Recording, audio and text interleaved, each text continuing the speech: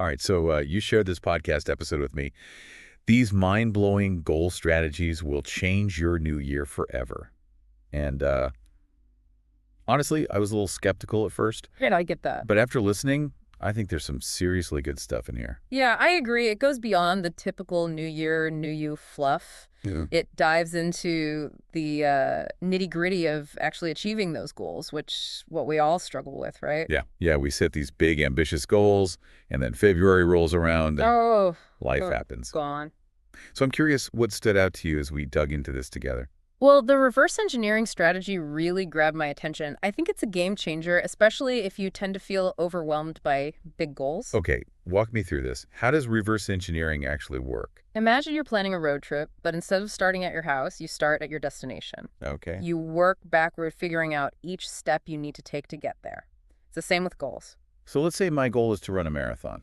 I wouldn't just focus on the race day itself. I'd start by picturing myself crossing the finish line and then work backward, figuring out the training schedule, the nutrition plan, everything. Exactly. And that's what makes it so powerful. Okay. Instead of feeling overwhelmed by the enormity of the goal, you break it down into manageable steps. Suddenly, it feels doable, right? Definitely. Yeah. It's like that saying, how to eat an elephant, one bite at a time. Yeah. But let's be honest, even with a clear roadmap, we still need that daily motivation.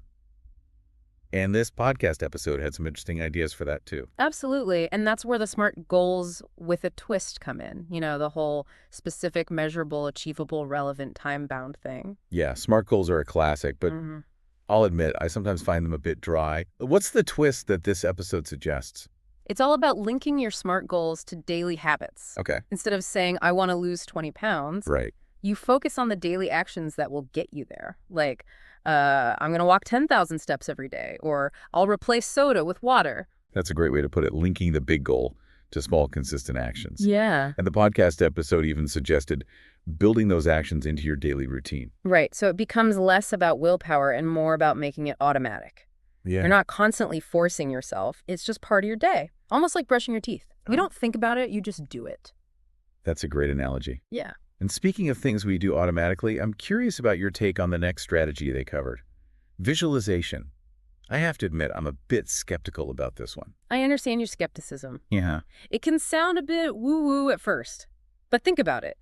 Elite athletes use visualization all the time to improve their performance, and they're not exactly known for being illogical, are they? That's a good point. But how does visualization actually work? Is it just about daydreaming about success? It's much more than that. It's about vividly imagining yourself achieving your goal, engaging all your senses. Okay. You see yourself crossing that finish line, you feel the wind on your face, you hear the cheers of the crowd. I see what you mean. The podcast episode emphasized that it's not just about picturing the outcome. It's about mentally rehearsing the entire process, including potential challenges. Exactly. You even visualize yourself overcoming obstacles. So when those challenges arise in real life, you're mentally prepared to handle them. It's almost like you've already lived through it in your mind. So it's like giving your brain a sneak peek of the challenges and triumphs ahead, Yeah. almost like a mental training ground. It's fascinating how our minds can impact our reality in such a tangible way. It really is. And that brings us to another strategy from the podcast that resonated with me. The idea of aiming for 5% progress every day. Oh yeah, this one really clicked for me too. It feels so much more manageable than striving for massive leaps forward, which can be overwhelming and unsustainable. Exactly. It's about focusing on small, consistent improvements. It's the tortoise and the hare approach, right? Slow and steady wins the race. I love that analogy. It reminds me of the power of compound interest. Small deposits over time can lead to significant gains. That's a great way to think about it. And the podcast give a fantastic example for this strategy. Instead of stressing over writing an entire book, focus on writing just 100 words a day. 100 words. It seems so doable. And before you know it, you've got a chapter. Then a whole book. Right? It's the magic of consistency. Absolutely. And that consistent effort is often easier to maintain when we break down our goals into smaller chunks of time. Which leads us to the next strategy, the 90-day sprint. This one seems particularly relevant now, with everyone setting New Year's resolutions. A whole year can feel daunting, but 90 days, much more manageable. It's a way to create focused bursts of effort. The podcast suggests setting specific goals for each 90-day sprint, making adjustments as needed, and then hitting the reset button for the next sprint. So it's like a series of mini challenges, each with its own set of goals and rewards. Right. It keeps things dynamic and prevents that mid-year slump we often experience. Precisely. And speaking of rewards, the podcast also highlighted the importance of celebrating small wins along the way. Yes, this is so crucial.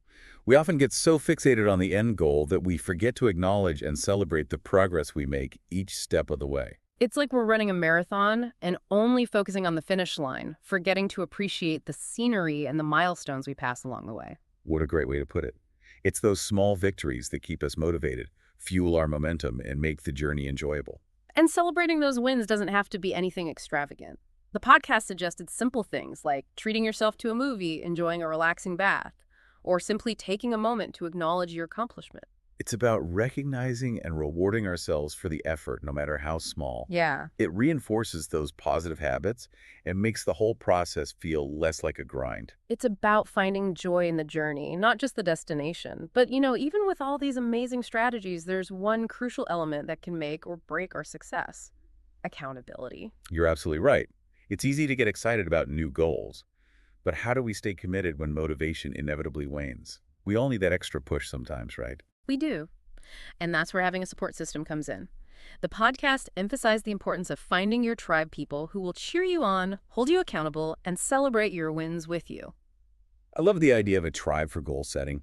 It makes the whole process feel less solitary and more like a collaborative journey. Yeah, And it could be anyone, right? Friends, family mentors, even online communities. exactly. It's about finding people who understand your goals, believe in your potential, and will provide that gentle nudge when you need it most. Because let's face it, sometimes even the most disciplined among us need that external motivation.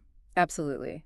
And accountability isn't about judgment or pressure. It's about support and encouragement. It's about having someone to share your struggles and triumphs with, someone who understands the journey you're on. It sounds like having a support system in place can really make a world of difference. It's like having a personal cheering squad to keep you motivated and on track. But I'm curious, what about those inevitable roadblocks we all encounter when pursuing our goals?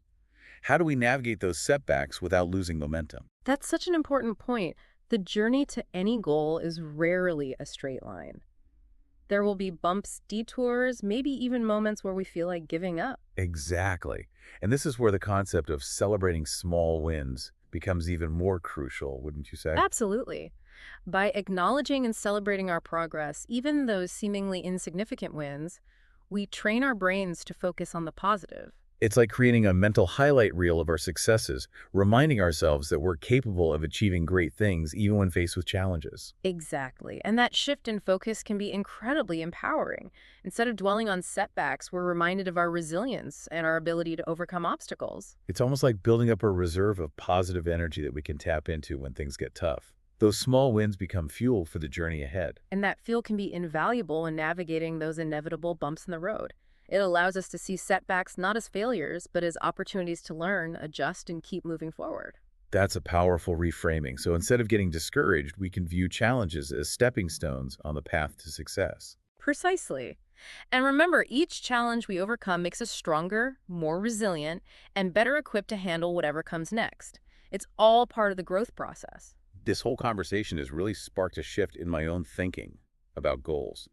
I'm feeling less intimidated by the process and more excited about the possibilities. That's fantastic to hear. And that's what's so inspiring about these strategies. They're not just about achieving specific outcomes, they're about cultivating a mindset of growth, resilience, and self-belief. It's like we're not just setting ourselves up for success in the new year, but for a more fulfilling and empowered approach to life in general. Exactly. It's about embracing the journey, celebrating the wins, learning from the setbacks, and most importantly, believing in our ability to create the life we envision. This has been an incredibly insightful deep dive, did you say? We've uncovered a wealth of practical and inspiring strategies that can truly transform the way we approach our goals. But before we wrap up, I'd love to hear your final thoughts. Is there a key takeaway you'd like to leave our listener with? If I had to choose one overarching message, it would be this: approach your goals with intention, strategy, and a healthy dose of self-compassion.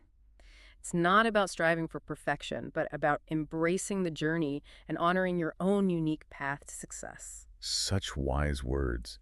And remember, you don't have to implement every single strategy we've discussed today. Experiment, find what resonates with you, and create your own personalized toolkit for achieving your dreams. Exactly. And remember, you're not alone in this journey. Seek support.